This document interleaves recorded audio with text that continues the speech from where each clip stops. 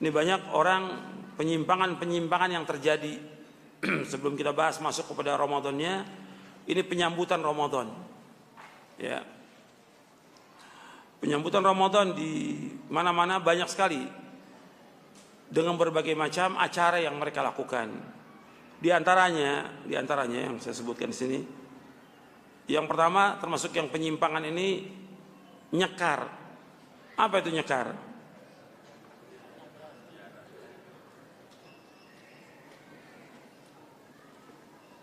Nyekar itu tradisi ziarah kubur atau menjemput arwah leluhur yang telah meninggal. Tujuannya ya macam-macam sudah. Kemudian menabur bunga dan segala macam.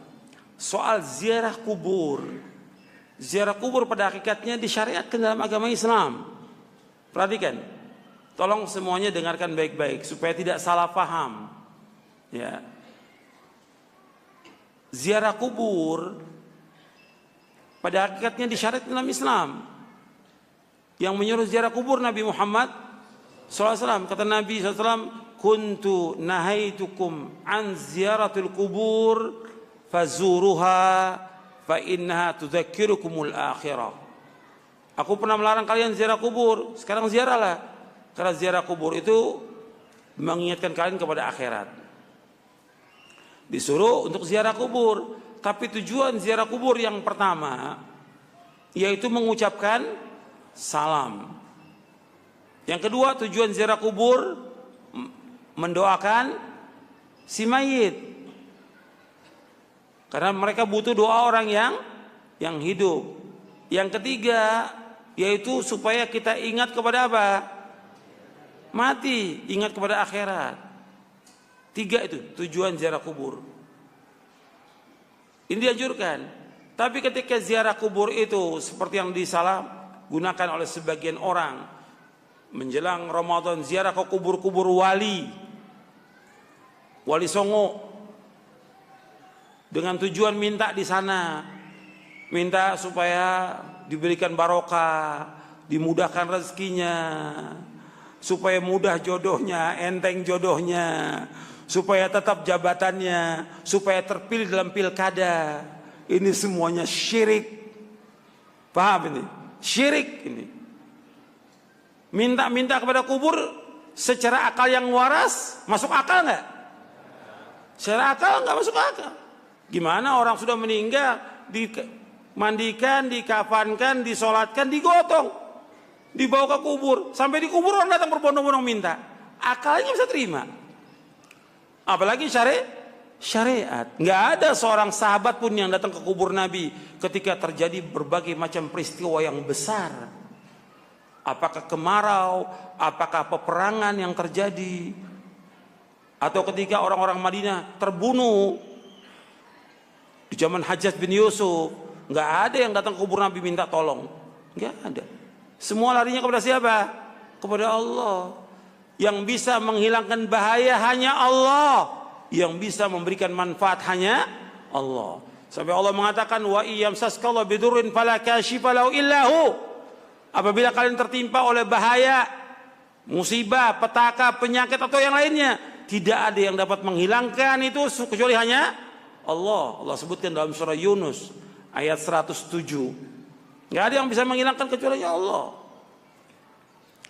Makanya ketika mereka ziarah kubur tujuannya untuk minta sesuatu, ini nggak boleh dalam Islam. Ini syirik. Dan ini masih dilakukan banyak.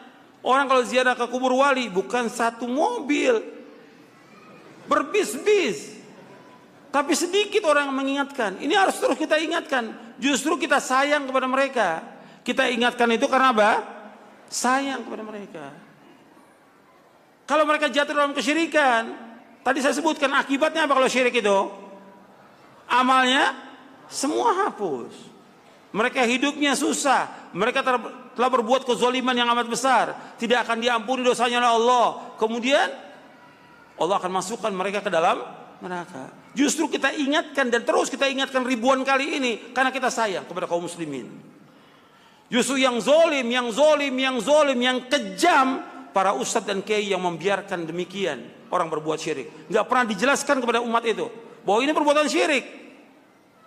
Karena orang mati nggak bisa mendengar apa-apa, nggak bisa mendengar apa-apa. Hatta dia seorang wali nggak bisa mendengar apa-apa.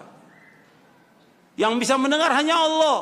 Allah sudah mengatakan dalam Al-Quran, wa ma anta bimusmi'in man fil qubur. Engkau nggak bisa memberikan dengar kepada orang di kubur, nggak bisa. Allah juga mengatakan kalau engkau berdoa kepada mereka, kepada patung, kepada kubur, yang dikubur siapa yang dikubur? Kamu berdoa, nggak bisa menjawab mereka, nggak bisa mendengar. Kalau mereka mendengar nggak bisa menjawab. Sampai Allah mengatakan dalam Al-Quran, in tada'uhum la yasma'u du'aakum walau sami'u mastajabu lakum wa yawmal qiyamati yakfuruna bisyirkikum wa la yunabbi'ukum mithlu khabir. Jika kalian berdoa kepada mereka, mereka nggak bisa mendengar. Kalau seandainya mereka mendengar, mereka nggak bisa menjawab, dan mereka akan mengingkari kesyirikan kalian nanti pada hari kiamat. Nah, ini masih terjadi. Nah, sekarang dia tidak minta sekarang, tidak minta, tapi menentukan ziarahnya sebelum Ramadan. Ini juga nggak ada. Ziarah kubur dianjurkan kapan waktu saja, tapi menetapkan 1 hari atau 2 hari menjelang Ramadan atau di saat pas Id. Nggak ada contoh dari Rasulullah SAW. Ziarah kubur masuk ibadah apa bukan? Ibadah.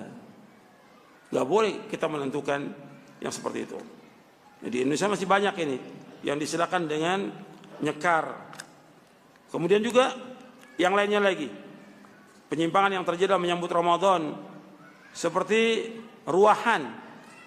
Ruahan ini arwahan ya, artinya ritual tradisi yang dilakukan pada malam menjelang masuk bulan Ramadan dalam rangka mengirim doa kepada para arwah leluhur,